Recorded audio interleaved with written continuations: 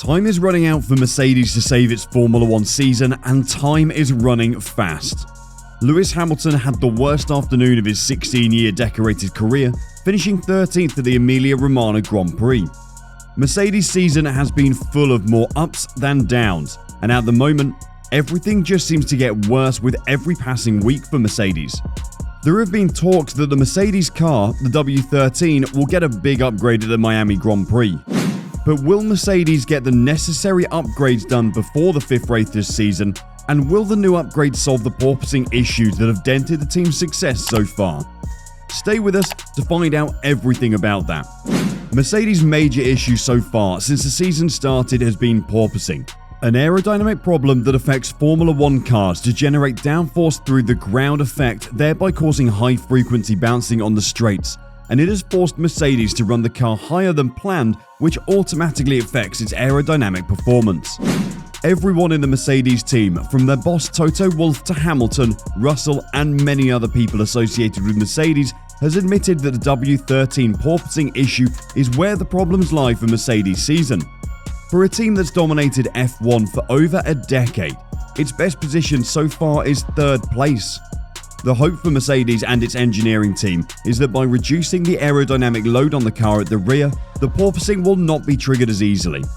Just before their race at the Emilia Romagna Grand Prix at Imola, Mercedes team boss Toto Wolff was a little reluctant to bring in any upgrades, claiming that it wouldn't make any sense, and also maintaining that their priority was to unlock the car's aerodynamic potential. He said, "We're just learning the car, we're learning the tyres.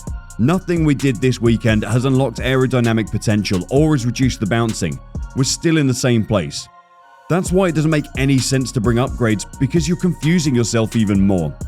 Maybe it's the fact that more downforce you bring, the worse the bouncing gets, so we're still learning."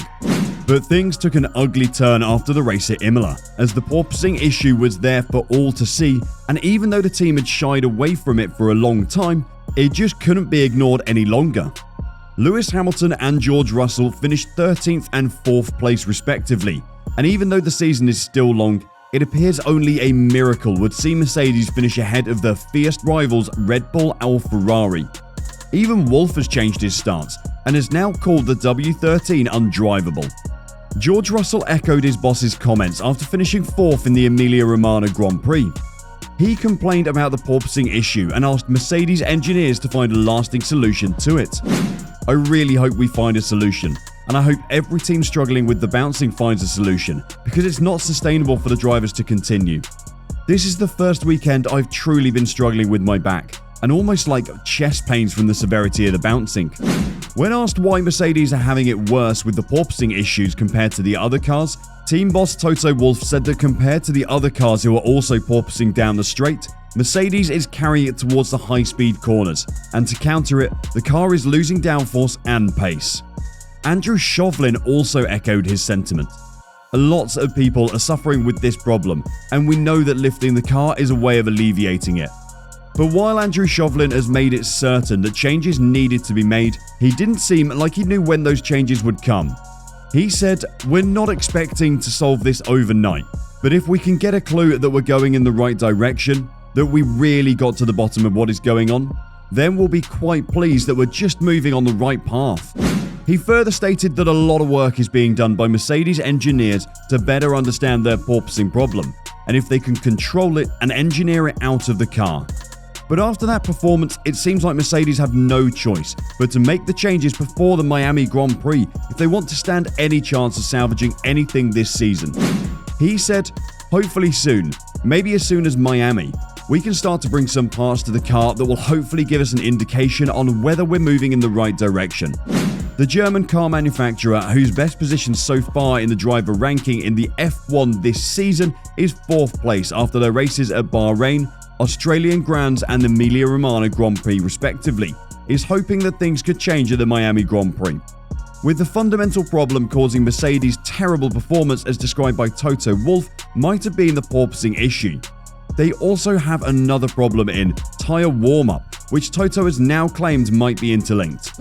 Because of the bouncing, we're not able to run it where it should run, and that has huge ramifications on the setup on tyre grip. So one is interlinked to the other. I think if we get on top of the porpoising, we would unlock much more in terms of performance on the car. During the race at Imola, Hamilton and Russell both struggled with tyre warm-up. The damp and cold conditions of the track at Imola didn't help either, as the situation proved more frustrating for Hamilton than Russell, as he came 13th in the race. Chauvelin later addressed the Hamilton issue in his debrief on Mercedes' YouTube channel, explaining why Hamilton was not stopped a lap or two earlier during the race. We know from previous races, from previous damp conditions, that those are the conditions that Lewis excels in. He's very good in those changing conditions, but there is an underlying problem we've got with the car. It is very difficult for us to generate temperature, and we need to fix that. Earlier in the season, the Silver Arrows made some upgrades to the W13, reconfiguring the vanes on the side of its chassis and adding a third one.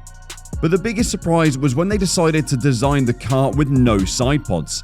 Which was weird because side pods are designed to direct air inside the car, keeping the engine cool. It's worth noting that the major disadvantage of the no side pod concept is the massive amount of drag being produced by the rear tyres. So there's a possibility that the lack of side pod on W13 might be one of the reasons why they haven't been able to solve the porpoising issues. The issue of no side pods, combined with the power unit development freeze rule coming into force this season, has made Mercedes third on the power unit ranking list after pre-season. Mercedes have also said that another change is expected on the W13 before the Miami Grand Prix, and that change is likely going to come at the lower drag rear wing. It became evident that this change was necessary after an incident during the race at Imola. George Russell faced issues with his front ring due to the drying condition of the track. The team engineers tried to no avail to fix the problem, but were unable to do much about it. Trackside engineering director for Mercedes, Andrew Chauvelin, later concluded that, "We also had the issue with the front wing adjuster that meant he had the wrong balance." Chauvelin also said that Mercedes had recognized the need to improve its power unit. Speaking to the media, he said, "Well, we're constantly doing analysis on that. There are areas that we think we can improve in terms of managing the deployment.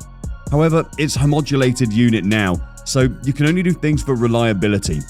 But that doesn't stop us looking at what we can do within the modes and how we can use those better, whether there's anything more we can gain in how we're deploying the modes that are available." He later explained how the team was going to improve the car. "But we're not quick enough, and when you're not quick enough, you look at all areas for improvement. So the remit of the power unit people is to focus on that and look at any fine-tuning that we can do to find gains. And on the chassis side, we've got a lot of different projects at the moment to try and move forward." The Miami Grand Prix presents a perfect opportunity for Mercedes to close the gap on Red Bull and Ferrari. But to do that, they need to improve their car to have any chance of remaining in the Constructors' Championship battle this season. Yeah, it will take some miracles for Mercedes to overtake Red Bull this season, but it's not impossible. However, Mercedes will need to solve their problems before the Miami and Barcelona Grand Prix if they want to close the gap, before even thinking of retaining the Constructors' title. Speaking after the Imola race, Chauvelin said, "We know where we are on performance right now, and we know where we need to get to. However, there are a couple of major issues with the car that, if we can fix, we can find a lot of that gap quite quickly. But time is getting critical now. We need to move forward in the next 2 races if we're to keep the leaders within any kind of reach this year. It remains to be seen whether or not Mercedes will indeed make these changes or if they'll even work. Whatever happens, the time is ticking for Mercedes, and they have to get it right. Otherwise, they'll fall far behind their competitors. Whatever happens, we'll be sure to keep you updated." So, do you think Mercedes still stand a chance to win the championship this season? Are these upgrades the necessary ones needed, or should they give up on this season already? Let us know in the comments section. If you enjoyed this video, the next video on your screen is worth your time.